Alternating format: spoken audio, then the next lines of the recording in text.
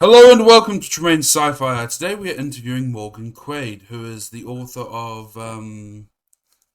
Give us some of your critique. Whiplash. There's a lot. Whiplash, Shadow's Daughter, The Seven Hungers, bunch of stuff. Right.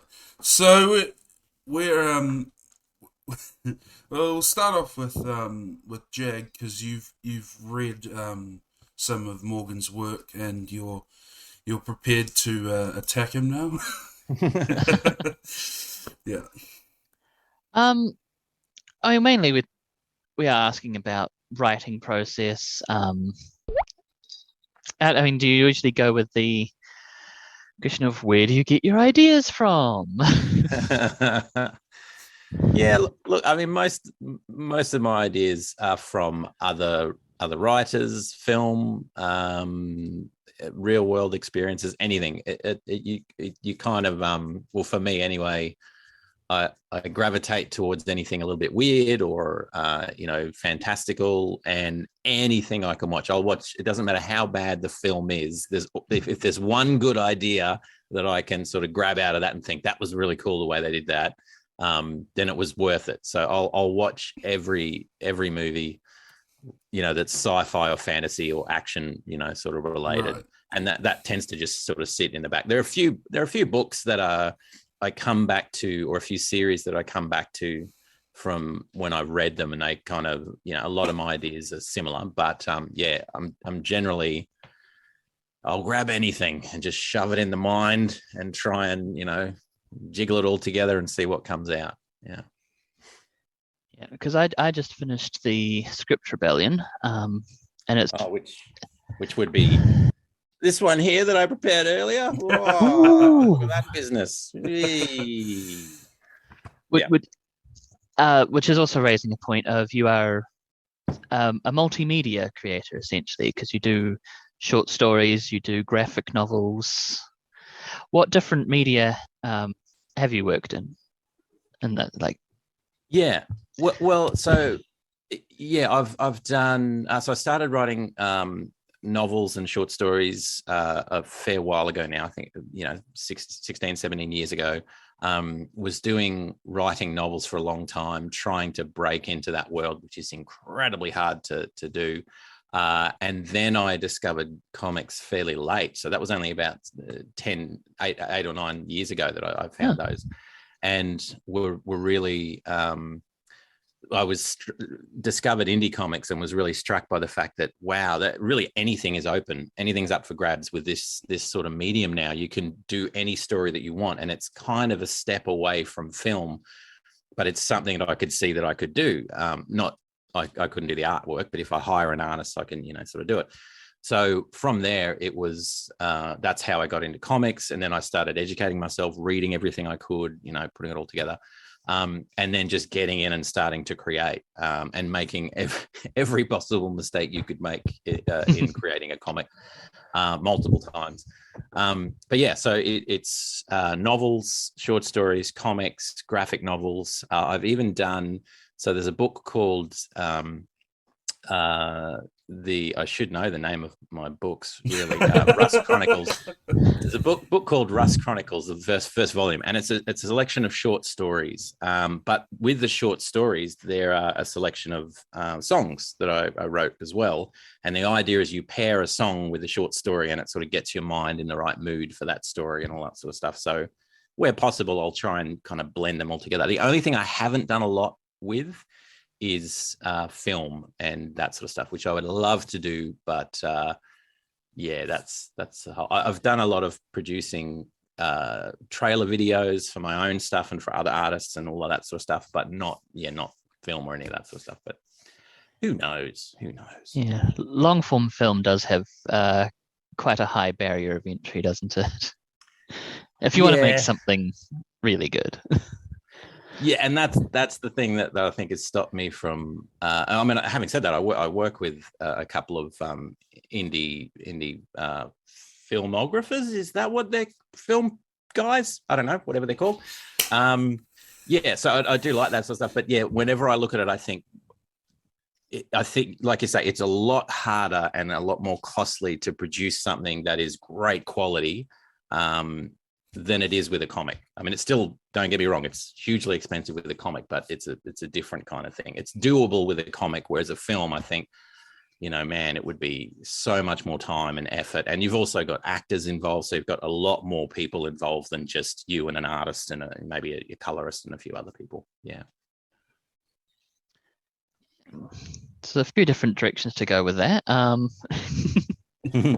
But as said, we are very freeform as well. So very good. I noticed with Rust Chronicles, quite a few things. One, the use of I got it in EPUB. I don't know if that's an official option. Yeah, it is. It is, I think. Good.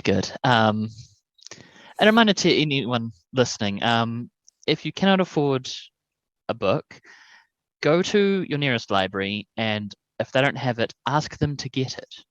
Yeah. If it's not on some sort of bestseller list, that is where they make their decisions. People going in and saying, I notice you have nothing by this person. Could you please? And sometimes just one person asking can be really effective. So for our listeners, ask your library to get it. If you're an aspiring author, if you're an author, now you know what to do. Go to your library, ask them to buy your books. I'm making a mental note now. I'm going to visit every library in Australia. Hey, friend, you don't have anything by Morgan Quaid here. Any chance we could, I've heard he's fantastic. People are saying it's amazing. You should get this stuff. You kind of look like him. No. Well, hang on. Let me. No. I'm a completely different guy. Yeah. That's a good tip. That's a very good tip. So with Rust Chronicles, Volume 1, really loved the the occasional picture that's used in that. The almost like an encyclopedia entries as well.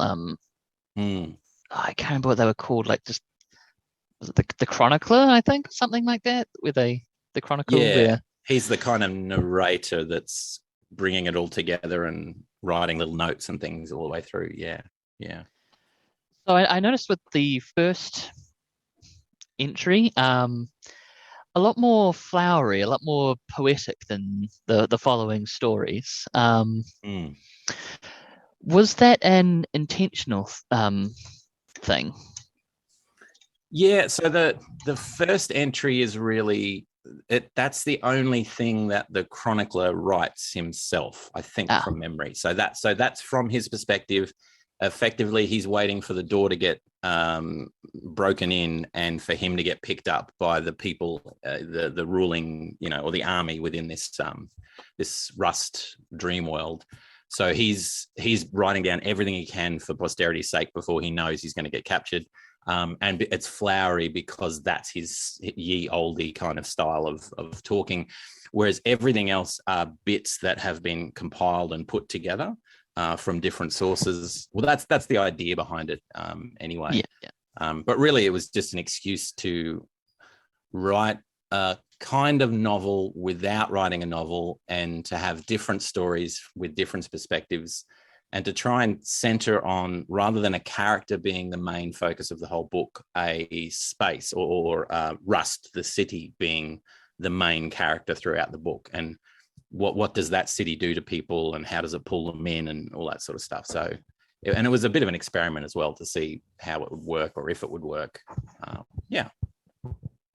Okay, because we do mention death of the author and how much the reader's interpretation matters versus how much the author. And so it's very different for us to have the author and actually be able to say, was this part of the intent? So it's for that, I kind of felt like maybe you're trying to filter the audience to some extent, because I would say it's aimed at the older end of young adult and up. I mean, I'm in my mid-30s and I liked it, so there's not really an upper limit.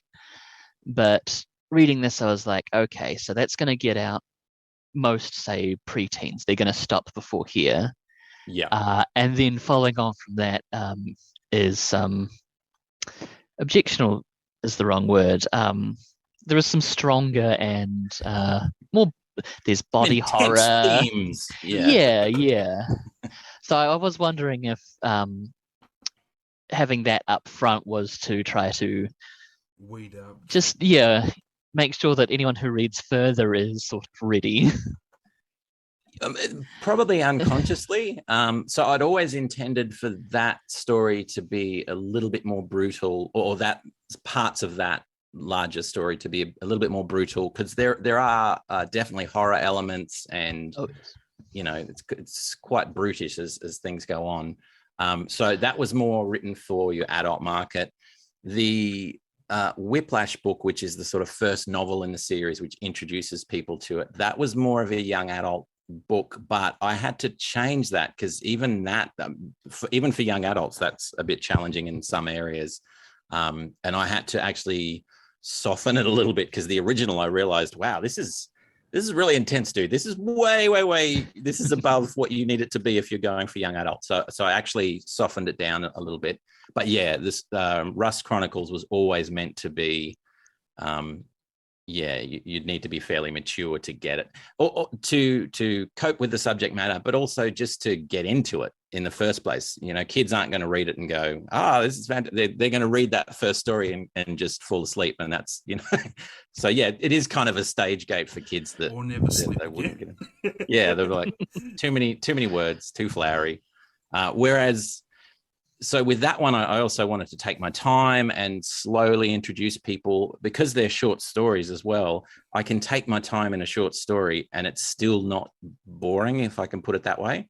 Whereas with the novels, I'm a very impatient writer. So novels, I need to grab the person in the first, 2 sentences, and I need to not let go of them until the end of the book. That's kind of how I write, because it's how I read, and I'm so impatient when I'm doing it. I want to make sure that I don't let readers go. Whereas with the short stories, it was a little bit more like, take your time, work through, think about the ideas as they come up. And as you say, there are sort of encyclopedic entries here and there, little poetic things. And it's a slightly different genre, I suppose. True. What else did I have for that section? Tremaine, do you want to jump in with anything? Yeah, sure. Well, are we going to continue on the? Okay, so we're not obsessed with PC, but we are curious about the the how it relates to fiction and how it influences fiction in today's world. So we are going to ask, did you find it more PC to borrow from European language and culture for terms like Traumwelt and things like that? And do you think writing about European characters is a lot more of a safe zone for writers of a non-ethnic background? Yeah, so look, I've borrowed from that for 2 reasons, and a lot of this again is unconscious. It wasn't really a conscious decision that I'd made, but the first reason is most of the history that I'd read, and most of I studied philosophy and theology years ago, and that was primarily continental, European philosophy and art, and all of that sort of stuff. So I've got a background in that. Learnt German for a time. Having said that, I'm also studied Greek and ancient Hebrew. Loved those stories in ancient Near Eastern literature and all of that sort of stuff. So I've got a background there as well. Right. But it is, I feel so it's this strange balance you've got as a writer, where I want to make sure enough people are represented and the right people are represented and all of that is happening. And I don't want to disenfranchise people in writing and what I'm doing. But by the same token, it's a balance, because I know I can write a European, from most of those sorts of backgrounds because I'm so familiar with that. Right. Whereas it's harder for me to step into someone else's shoes from a culture that I'm not as familiar with, and it does feel a little bit, disingenuous. So I'm a little bit more wary of that. This is where comics are a little bit different though, because with the novel writing, you have to get so into the character and really involved. Whereas with comics, you represent them visually as well as with words and motives and those sorts of things. But there is a little bit more breadth, I think, within the comic world to represent, a lot of different people from different cultures. And then there's also the thing of, for most of what I'm writing, I'm in a privileged position for a few reasons, but the one reason is not being a massive author at this stage. So I don't have a Star Wars franchise or a Harry Potter franchise or any of that sort of stuff. The problem with those is once they're established and you have a massive fan base that fell in love with those characters as they were seen at that time, it's very hard then for that fan base to shift over and go, oh, well, no, the main character is going to be a female now, or is going to be, from, whatever culture. You get pushback because but no, that's not what I grew up with and all that. Whereas I'm in the position where I don't have that issue. So I'll give you an example. So I wrote a book called The Blood Below, which isn't out yet, but it's going to be coming out soon. It's part of the same world, but it's more of a crime sort of, solving murders and a detective and all that sort of stuff. And when I wrote it originally, it was a detective, sort of smart-mouthed detective, rogue sort of character, and his offsider. So both men, both white, both something that I was familiar with, and I think they were even based in Australia originally. When I started building the comic of it, I changed one of the characters to an African American lady detective, because I thought, well, hang on, there's no reason it needs to be a dude. There's no reason it needs to be a white dude. I've just done that because it's easy and it's, just quick and the first thing that comes to mind. But there's also something about seeing it represented visually straight away. You look at it and you think, a lot of white dudes here, a lot of white dudes. It's very, so I think it's some of your own internal bias as a writer, which you realize a little bit more when you see it visually versus when it's buried in, many, many, many words. Sorry, that was a super long answer for... No, it's good. It fills out the time better. So, actually, because we know that from experience, the alien, is it Jag? Oh, yeah, Ripley, isn't it? Ripley, who was written as just a strong character, the main character in Alien, and then was assumed to be male, and then when it came to asking for auditions and stuff, was like, we haven't actually written anything in the script that says it's a guy. Yeah. There's nothing preventing this from being a female, and she came in and they were like, you're it. You're the person we wanted. Turns out, female. And now she's like iconic. Yeah, and it's the same thing as we have another co-host that's not here today because she's in America, but the issue of whether or not female characters need to be written as female characters or just need to be a strong character base is something that we've debated quite a bit. So it's it's interesting to hear it from an author's perspective. So Jag, did you have anything else to ask Morgan about his work, or can we move to the crowdfunding? Oh, I mean, there's heaps. So for the world of Rust, the Red City and all that, it sounds like it started with the universe, and then it was what stories would happen in that area. Is that correct? This is where my memory gets a little bit foggy. So I think I'm correct in what I'm going to say, but I may not be because my memory is notoriously unreliable. There's a painting, and I really should look this up, but I always forget to look up what the painting's called. It's a painting by Salvador Dali. Now, famously, he's a surrealist painter, melting clocks, weird stuff everywhere, and I love that style of artwork. I love his artwork. Such a cool character. It's so ironic then that the painting that I was drawn to immediately is this. You wouldn't even know it was done by Dali. It's just a landscape picture of a desert with a small town in the distance and a little horse buggy sort of moving, in the middle of the frame towards this distant city. And there was something about that idea of a desert city just standing alone as this permanent sort of thing when everything else was in flux, in my mind anyway. So that was where the initial idea of this central city in a dream world where everything else is in flux, but this one city is not in flux, it's permanent, and people are effectively dreaming themselves in there, and then some of them are unable to get out, and that's where the population comes from. And then you have the problem of the ruler versus the rebellion and strife and all that sort of stuff.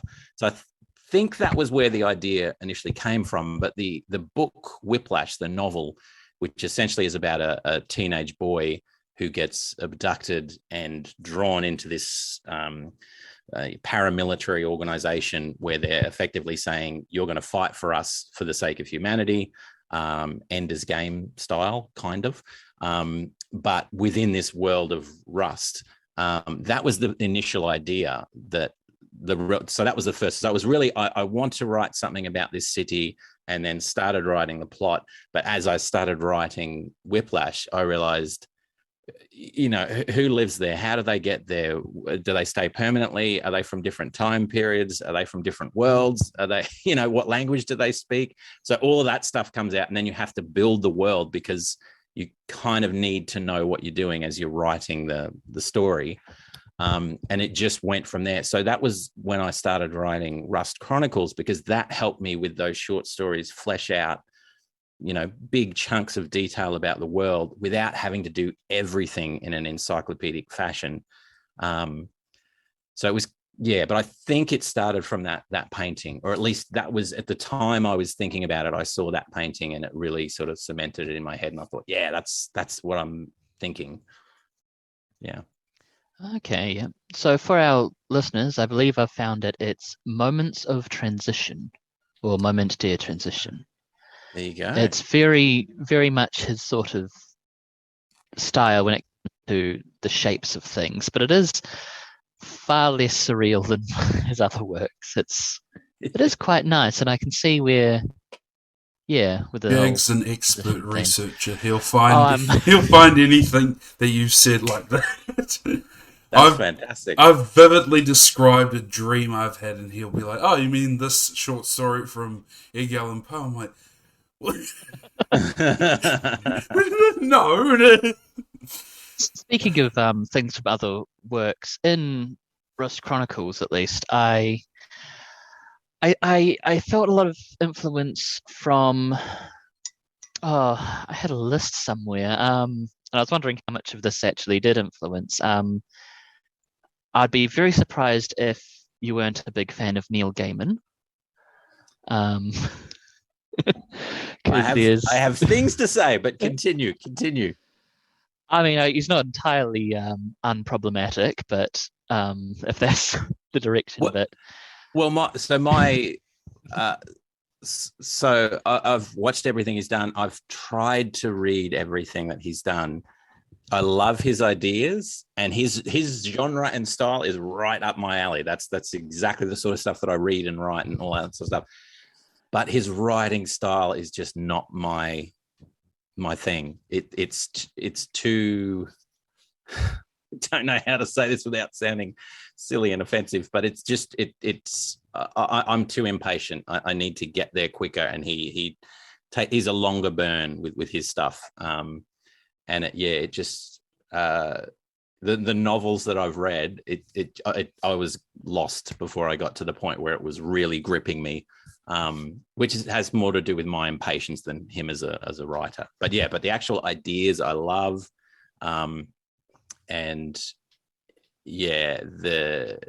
the style of how he does what he does, and the kind of, sort of urban fantasy for some sort of thing, with the a version of London that's not London, and that's London. Yeah. So there's him and China Mieville that are the two kind of in that genre that I really lean towards. Yeah. Okay. Yeah. Even stuff like his Sandman, I can see where people might feel it meanders a little at times.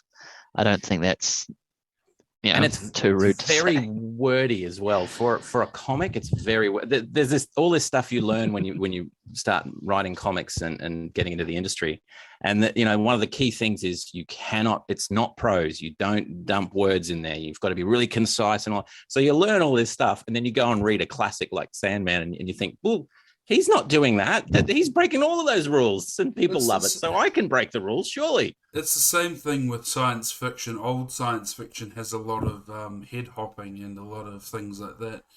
And you can't do that anymore. You can't, because they're like, no, you can't do that. Yeah, sure, Asimov did it. You're not Asimov. That's right. It feels like you've got to be a master to break the rules, but you can't become a master without following the rules. Yeah, I know what you mean. That's right. The oppressive. It's always stacked against you a bit. It is. How about I'm pretty sure it's Charles Stross, The Laundry Files. Yes. A modern take on the Lovecraftian mythos. Because I feel like there's Lovecraftian elements. Again, mainly talking about Rust Chronicles. But in a sort of, if Laundry Files was not sci-fi, but rather steampunk or gearpunk. Yes. So that's a really interesting point, because I've just 2 weeks ago, I think it was, released a new novel called The Seven Hungers, which is The Seven Hungers. Okay. Kind of horror, but kind of more of a Lovecraftian fantasy horror sort of thing. And one of the problems I have as a writer is I've read a lot, but I've not typically read a lot in exactly my genre. So I didn't know Charles Stross at all until I wrote this book and had it reviewed.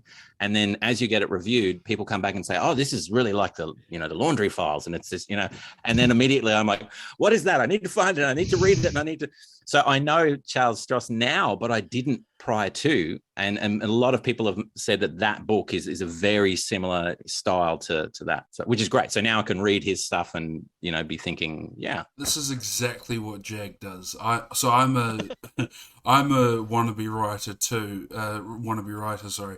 And I'll have an idea, and I'll be like to Jag, I'll be like, I had this idea, and he'll be like, oh, like, and then you'll be like, oh, fuck off.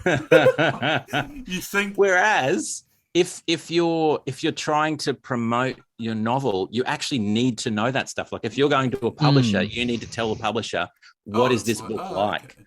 And even if you're advertising, you need to know. So Jag, you've made a friend for life. I'm going to be sending you stuff all the time.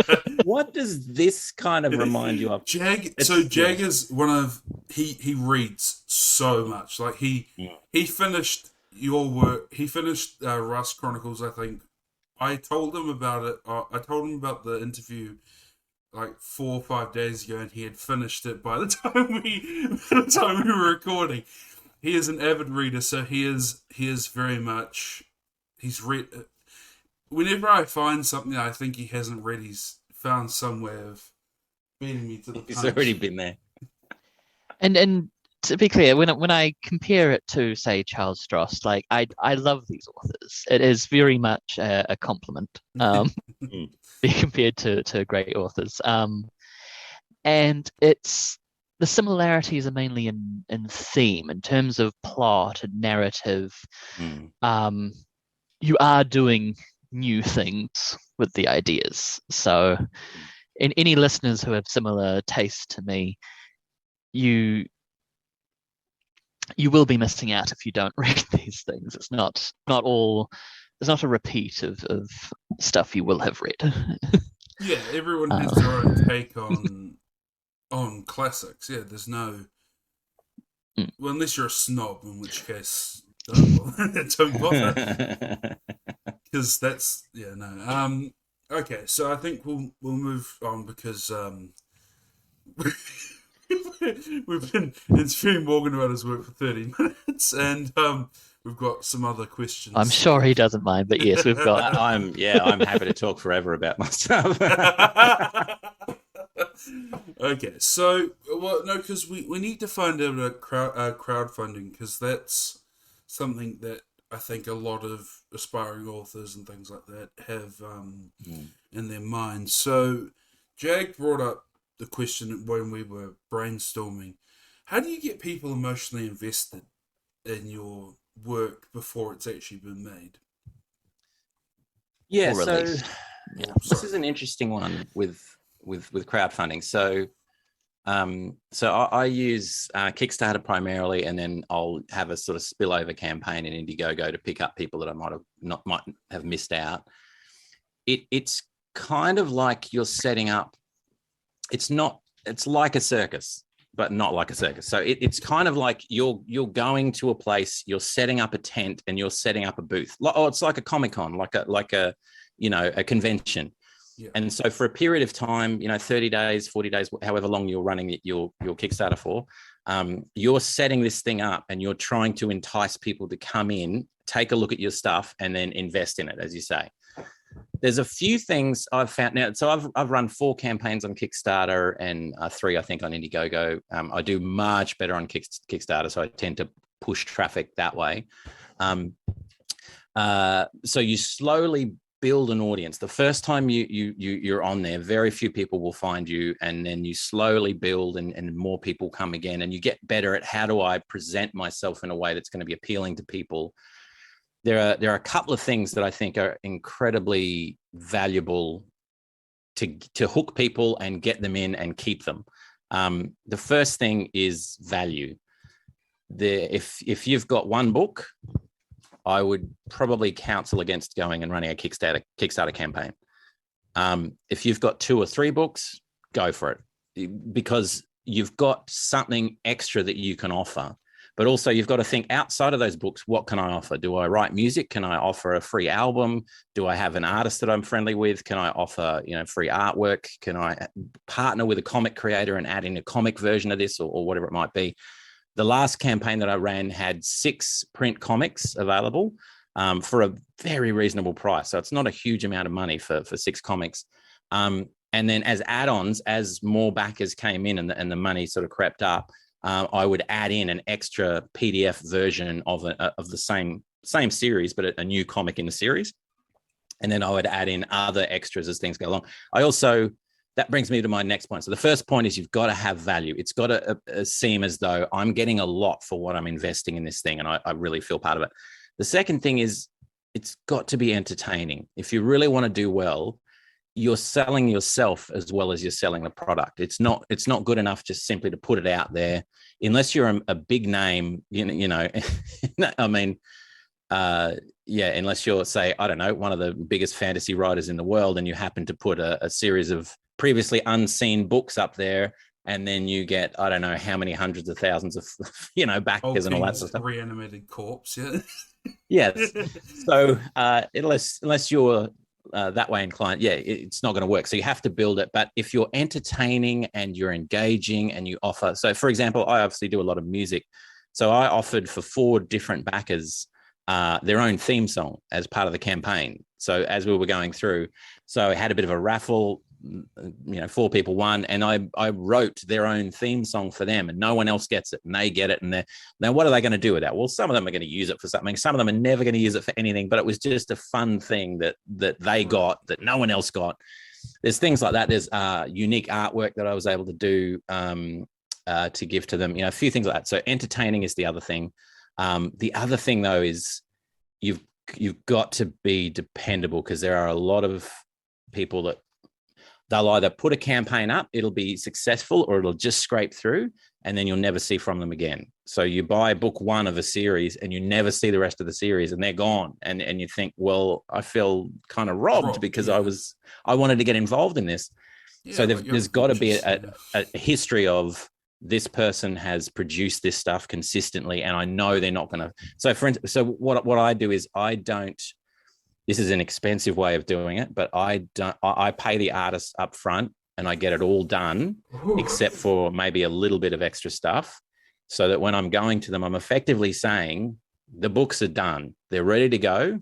What you're doing is paying me back for what I've already paid the artist, and hopefully getting to the point where there's profit. To give you an example, my last campaign was just shy of $10,000. Half of that goes to printing the books, posting the books, all the rest of it. It doesn't cover the artwork. So it's a long game because it's not like a novel where I'm doing all of the work and then potentially I'm getting an editor that I'm paying to help, and maybe a line editor as well. So there's money involved, but the amount of money is not compared to, say, $100 or $130 per page for the artwork. And potentially for comics, you might have a penciler, an inker, a colorist, a letterer. So you could be paying 4 or 5 people for this thing before it's done. So there's a slight difference between those. But yeah, you've got to have a track record of being dependent, which just means get one going and then make sure you stick to your deadlines, do the right thing, communicate with people clearly. It's kind of customer service 101, which is not a thing you always think of if you're a writer. You think, I'm the artist, I'm just making the thing and they're going to come and buy it. Well, no, they're not going to come and buy it. They want to know you. They want to know that you're going to be hanging around. They want you're effectively a publisher, which is very different because you need to market, you need to produce, you need to print, you need to ship, you need to have customer service. It's a lot, but incredibly rewarding. And so, for example, 70% of my backers are from the US or the UK, which are markets that I can't physically go there or I don't want to, but the cost of me going there and trying to go to cons and talk to people would be prohibitive. This way I can pick up fans from those areas without having to go anywhere. Yeah. That's very good. You've touched on nearly every question we had on crowdfunding. So we'll move on to writing fiction. So this is where I'll sort of take over and talk to you about this. So without making it too weird, do you make it weird? Make it weird. As weird as you want. Technically, I write weird fiction, you could say. So go for it. So in the writing process, a lot of authors will say, I have this that I do, or this that I do beforehand. I've never really found what mine is, but do you have any ritual before you write or before you do something creative that you would like to share with people that could possibly help inspire them? Sort of. It has actually changed over the years. So when I was younger, I would write at night. So from 10 till 12 would be my writing time. And then I'd go to bed exhausted and then wake up and all the rest of it.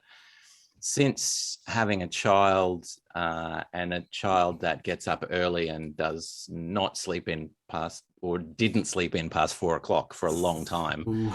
that immediately shifted me to I'm now getting up extremely early and bleary eyed. So I had to shift to morning, but I found no matter how tired I am, my brain works a lot better in the morning and I'm a lot more lucid. And like I said, I can feel tired, but everything, all the connections I'm making when I'm writing tend to work better. If I spend half an hour writing in the morning, I'll get 10 times more done than if I'm trying to do that at midday or, later at night or whatever the case may be. So definitely I found the time that works for me, and it's usually 1 to 2 hours in the morning, fairly early, preferably before anyone else in the house is up, or at least if I'm alone, I have to have silence. I used to have music, so I would use certain types of music to write certain scenes. So I would use sort of heavy driven sort of music if I was writing an action scene. I tried for a couple of weeks, never tried this again because it was disastrous. I tried suspense music when I was writing and I found I was all kind of. That's right. I'm typing like this and my teeth are clenched, and I was getting back problems and stuff because I was, I could only take about 5 minutes of it. And then I was like, oh, so I stopped doing that. So now I pretty much have no music. I have a cup of tea. And then it's really that early morning thing. I don't have a Buddha that I touch or a splashing holy water. I don't have anything like that. It really is just having that time in the morning before anything else has started. And I'm fairly jealous of it that because I know that first moment is when I'll get my best stuff. And if I don't get that, I'm usually a little bit shirty for the rest of the day if I miss out on that. But yeah, that's really it. So it's very much getting up before anyone else, before the world has woken up, really. It's getting everything down that's sort of moving around in your head. So, I mean, so I suppose this is going to sound a bit weird. Do you work with the door closed or open? Usually closed, because there'll be sort of thumping upstairs. But my preference is I don't want anyone in the room. I don't want anyone looking over my shoulder. I don't want to be talking to any. So absolute solitude. If I could have a room that was bright, but completely shut off from the rest of the world for 2 hours a day, that would be amazing. Not really practical in the modern world, but if I could just go into a room and then write for 2 hours, this is what I'm doing, that would be amazing. And do you write every day, or do you have days that you set for writing? What's your sort of schedule that you sort of stick to or try to stick to? The aim is 2,000 words a day. When I am writing, which is not, for a writer, that's not a lot, but it's if you're trying to do that every day, that it's quite a bit. No, you said it doesn't sound like a lot. It sounds, that is definitely a lot of words if you're sitting there thinking, I don't know what to write today. That's the thing. It's easy to do when the ideas are flowing, and usually there's a bank. So usually I'll be writing notes, and I think I already know what's going to happen in the next 3 chapters. I just have to get in and write the stuff. Then it's very easy to get 2,000 words a day. Sometimes it'll pop up to 5 or 6 or whatever during those days. The other days where you haven't figured out yet what's going to happen, then you sort of, I need to sketch something down. So I do have a notepad that I use to sketch ideas and try and work through problems. And that's usually where I'm trying to work out, what happens with the villain, what happens with the hero, what's the twist, and how effectively, how do I solve the 15,000 problems that I've created in the first half of the novel in a way that's satisfactory, but still leaves room for growth and development and all that sort of stuff. So there's a bit of that. Which brings us to the sort of question of, are you a plotter, pantser, are you somewhere in the middle? What's your sort of, because I know the people can't see this, they can't see what we're looking at, but behind me is a massive whiteboard that I use to plot everything out because I'm a control freak. And So this is an interesting one. So I'm not, there's probably only been two or three books that I've plotted out fully before I've written them. Usually everything starts with an idea. So Rust, it starts with a city idea. Whiplash, it starts with an abduction. I just have the initial idea, and then I'll discover as I write and create problems as I go along. There are very few where I'll plot that all out. But there's an interesting thing that I discovered about a year ago that I didn't realize I had. So I've got this thing called aphantasia, which is, they've only recently named it. So it hasn't been studied or any of that sort of stuff because it's not life-threatening or anything. It essentially means, I think it's a small, like 2 or 3% of the population have this, where if I close my eyes and you say, all right, think of a horse, or think of a camera or something like that, I just see black. I have no visual imagination. So I don't have the ability. Classic example. So when I close my eyes, I can't picture my mother's face at all. I can't picture my wife's face, my son's face. I can't picture faces. I can't do any of that. So I can still imagine things. I still dream. I can still plot out ideas, and I don't see the scenes, but I know roughly what's happening. It's really hard to describe. No, you're describing it quite well. It's yeah. I feel sympathy for if you have lost someone and you can't quite picture them, but I do know I'm not trying to take away. It's trying to show sympathy. I think Jag and I included, we are quite riddled as well. We have. I've got what was formerly known as split personality, and Jag's a special boy. I actually have prosopagnosia, so I have some sympathies for the aphantasia. I cannot identify or recognize faces. I can't picture faces. Oh, but it is limited to faces. I close my eyes and see a banana or a horse, but not my partner or family members. So I remember Jag witnessed something, a car crash or something like that, and the police came to him and said, "Can you identify the faces?" And he said, "Here's 8 photos of people. Which one was it?" All of them? No. Wow. Yeah, wrong person at the wrong place for that one. Yeah, so we feel the sympathy of, like, not being able to deal with everything that some people who are a bit more not healthy but normal. Typical? Not as riddled. Not as riddled. So well, while we're adding in, so I also have type 1 diabetes and spontaneous keloid scarring all over my chest and all that stuff. It's when scars just appear for no reason, and they're incredibly painful and itchy and all that sort of stuff. So I'll just add that into the pot for my side of things as well.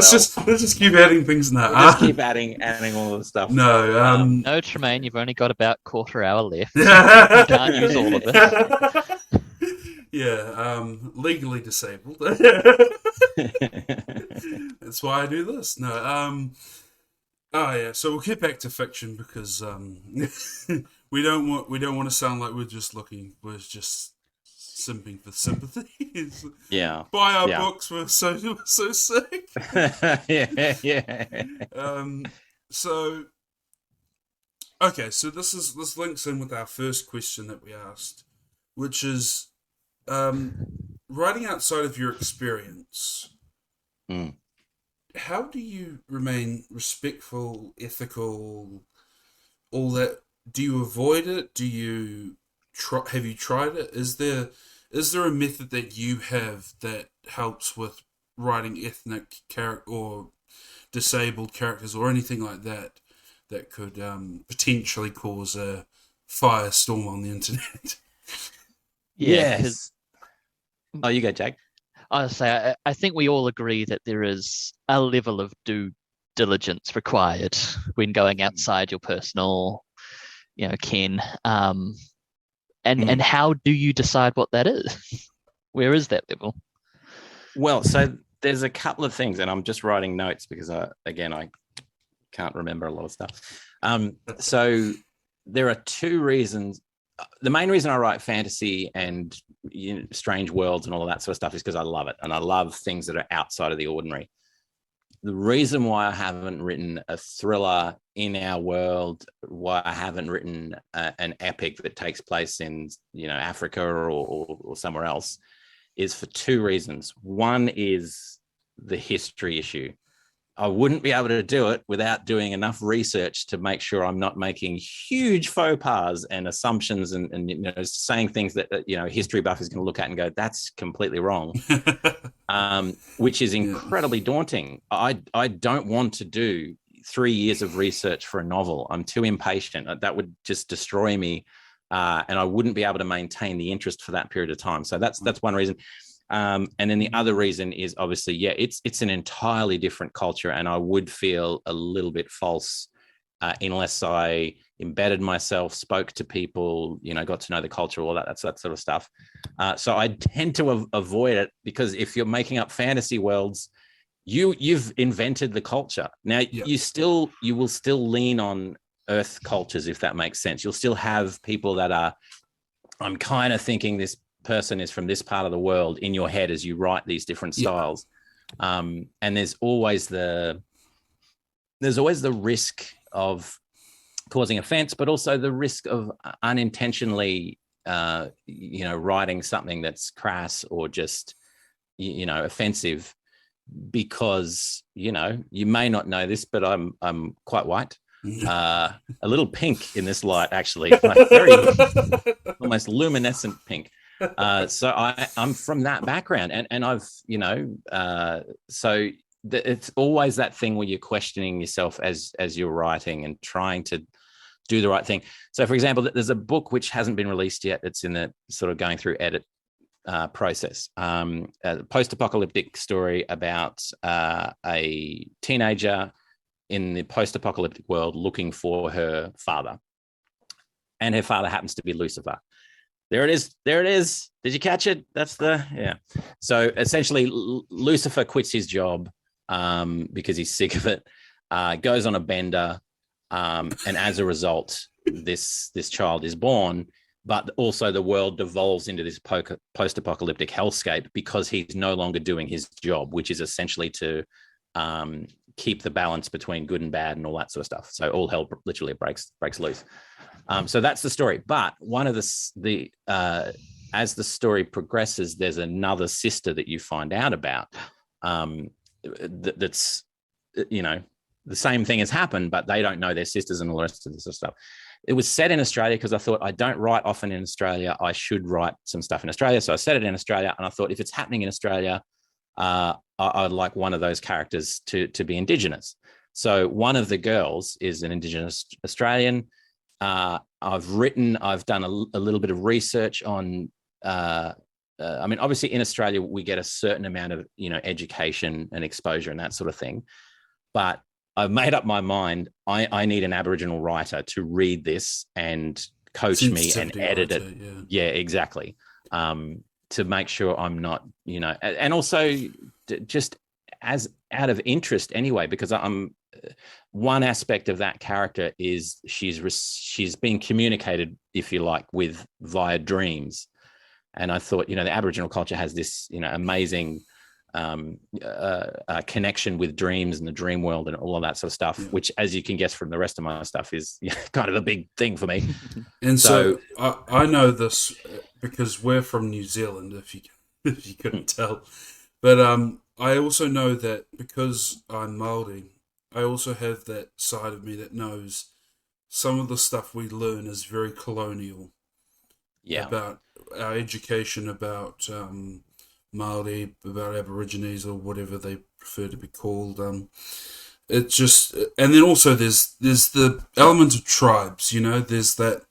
You wouldn't write about. I'm not criticizing you because I haven't read the book. I'm just saying in general, you wouldn't write about the French and refer to them as German, because there is that element of that. Because Australia is the size almost of half of Europe.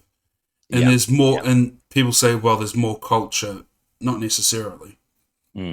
There's a great deal of culture that was wiped out. There was a great deal of things that were destroyed, and that's important. And you're right. You're doing the right thing in going, I need to make sure that I'm not offending or I'm not generalizing. It's a very good initiative to have, because I know a lot of people who are of the pink persuasion can sometimes get a bit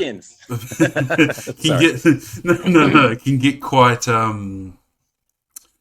not defensive, but you know what I mean. They sort of get a bit like, well, why do, and it's very much not helpful. But I think that's a good place to leave it off. Thank you, Morgan, so much for being with us. You've been very entertaining. You've entertained Jag for a week now, and I'm looking forward to seeing some more. And hopefully, you'll come on again because I'm sure there's more we can extrapolate from you from your work. Because I think Jag probably has a few more questions to ask you. But yeah. So, Jag, do you want to? So most of our listeners by now will understand my likes when it comes to works, and as I said, yeah, if you like Strauss, if you like the lighter side of Lovecraft, hey, no, because problematic. Yeah. You're far less problematic than Lovecraft. I don't think anyone could be as problematic as Lovecraft. There were a couple. But yeah, definitely look into it. As I said, if you're not in a position, because it's a free podcast, people don't come to listen to us because they've got a lot of money necessarily. But if you like what I've liked, you will like Morgan's work. And yeah. And if you're wondering what we're talking about with Lovecraft, don't. It's if you love Lovecraft, just read him and just ignore what we just said. Don't look for it; it'll ruin you. It'll ruin everything you've seen about him. Separate the art from the artist. Yes. He was a great visionary, but carry on, Jay. How about an opportunity for Morgan to shill his works? Oh yeah, yeah. Give us some of the works. You've got some new stuff coming up. Yeah. Your old stuff's good too. What do we have? Yeah, so I'd probably just say if you're interested, go to morganquaid.com or find me on social media. Happy to chat with people. I've always got campaigns running, Kickstarters and those sorts of things for projects. So I've got one for Shadow's Daughter at the moment, which is a kind of manga style. It's about a bounty hunter that can bend shadow and all that sort of stuff. So it's fun and lots of action, very manga style action. And yeah, books. I've got a new horror book that's just out now called The Seven Hungers, which is a Charles Stross type thing, which I know now, which I didn't when I wrote it. And a bunch of stuff. There's a lot coming out this year. This year's a big year for things that have been in the pipeline that are coming through. And by all means, I encourage you to get involved with the Rust universe, because there's a lot that's coming and a lot that exists within that world. And yeah, get in touch by all means. Happy to have a chat. Happy to talk with people. Yeah, and thank you guys for having me on. It's been great to chat, not just because we're chatting about my stuff, but great to meet you both, and yeah, great to have a chat. No, that's quite all right. So that was, of course, Morgan Quaid. Please check out some of his work. A link to his website will be in the description. And that's it for us. So don't forget to join the conversation on Facebook, on Instagram, and on Twitter, because we have no one on Twitter. And don't forget to check back here every Tuesday. So often. Every Tuesday, 7 a.m. NZST time. ST has time in it. Why did you say that? Anyway, thank you for listening. Goodbye.